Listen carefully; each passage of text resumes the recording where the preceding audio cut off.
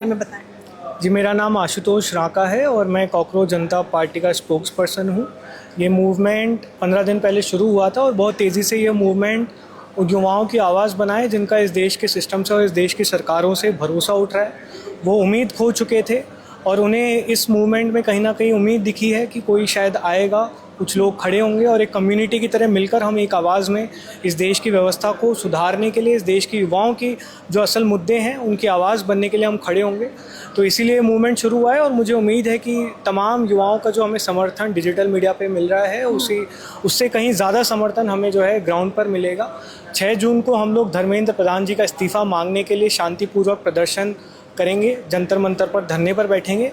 हमें उम्मीद है कि धर्मेंद्र प्रधान जी उसी से पहले इस्तीफ़ा दे देंगे और फिलहाल के आशुतोष, मुझे ये जानना है कि फिलहाल के हम हालात देख रहे हैं। एक हफ्ते में ये चौंकाने वाला रहा कि 22 मिलियन लोग जुड़ जाते हैं आप लोगों के साथ, लेकिन फिर भी सवाल ये है कि जो शिक्षा मंत्री हैं उनके कानों में जू तक नहीं रेंगती है। वो तो जिम्मेदारी भी बड़ा सोच विचार के ले रहे हैं। जी, इस देश का दुर्भाग्य यही है कि कहीं ना कहीं हमारे सिस्टम से जवाबदेही पूरी तरह से ख़त्म हो चुकी है। 1 करोड़ बच्चों का भविष्य कहीं ना कहीं दांव पर लगा हुआ है। नीट का पेपर लीक होने के बाद 5 बच्चों ने सुसाइड कर ली, लेकिन शायद शिक्षा मंत्री जी के लिए उनकी जान की कीमत सिर्फ इतनी है कि उन्होंने खेत जताया। उनके लिए शायद वो वैल्यू उतनी हो, लेकिन हमारे लिए वो वैल्यू कहीं ज़्यादा है। इसीलिए हम एक सुरमर खड़े होकर बोल रहे हैं कि धर्मेंद्र प्रधान जी तुरंत प्रभाव से इस्तीफ़ा दें। He is completely incompetent. He has failed in his duty as the education minister of this country. And if he has any respect towards the youth of this country, towards the democracy of this country, he should immediately resign, or the prime minister of this country should come out and sack him.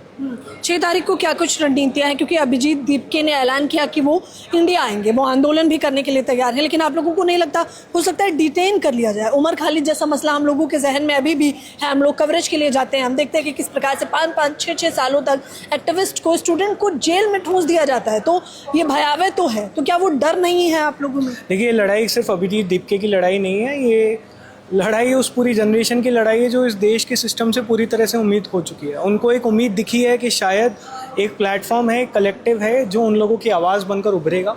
ये अभिजीत दीपके जी से कहीं बढ़कर लड़ाई है, हम तीनों से बढ़कर कहीं बढ़कर लड़ाई है। इस देश के लिए कितनी भी कुर्बानी देनी हो हम उसके लिए तैयार हैं। अभिजीत दीपके जी उसके लिए तैयार हैं। वो सिर पर कफन बांध के इसीलिए आ रहे हैं क्योंकि वो कहीं ना कहीं तैयार हैं कि इस देश के युवाओं के लिए जो भी कुर्बानी देनी हो देंगे। इस देश के युवाओं के लिए वो लड़ेंगे, जेल जाना पड़े तो जेल जाएंगे। एंटी पाकिस्तानी और एंटी नेशनल तो उनको पहले ही घोषित किया जा चुका है। हमें डर है कि उन्हें जेल भी डाल दिया जाएगा, लेकिन आप सिर्फ जेल डालने से उनकी आवाज़ को दबा नहीं सकते। उन 2 करोड़ युवाओं की आवाज़ को आप दबा नहीं सकते जो अब एकजुट हो चुकी है। वो 2 करोड़ कॉकरोचेस, क्या ये कहना वाजिब होगा, वो कॉकरोचेस क्या चाहते हैं? वो कॉकरोचेस धर्मेंद्र प्रधान जी का इस्तीफ़ा चाहते हैं। वो एक ऐसे शिक्षा व्यवस्था के मालिक बनकर बैठे हैं जिस व्यवस्था को उन्होंने पूरी तरह से बर्बाद कर दिया है।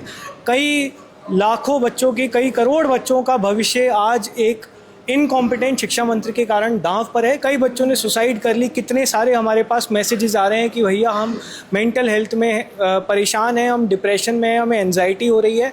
आप उस एक केस के लिए पर्सनल लेवल पे रिस्पॉन्सिबल हैं। आप 2 ब्यूरोक्रेट्स का ट्रांसफ़र करा के अपनी जिम्मेदारी से भाग नहीं सकते हैं।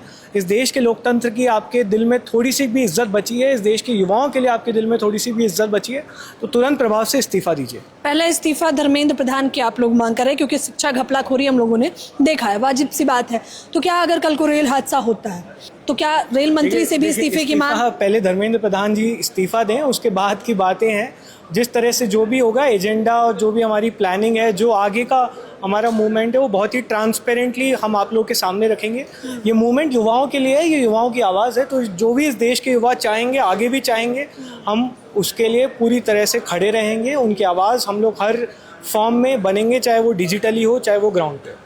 बताइए, आप लोगों को कहा गया कि विपक्ष फंडेड है, तो इस प्रकार के लोगों को कैसे जवाब देना चाहिए? देखिए, बीजेपी का आईटी सेल जितनी ताकत, जितना दिमाग कॉन्स्पिरेसी थ्योरीज बढ़ाने में लगाता है, उसका 10% भी अगर आप इस देश के एजुकेशन सिस्टम को फिक्स करने में लगा देते तो शायद बात यहाँ तक पहुँचती नहीं। तो थोड़ी सी शर्म करिए, अपनी कॉन्स्पिरेसी थ्योरी से ऊपर उठकर इस देश के शिक्षा मंत्री का इस्तीफ़ा मांगिए।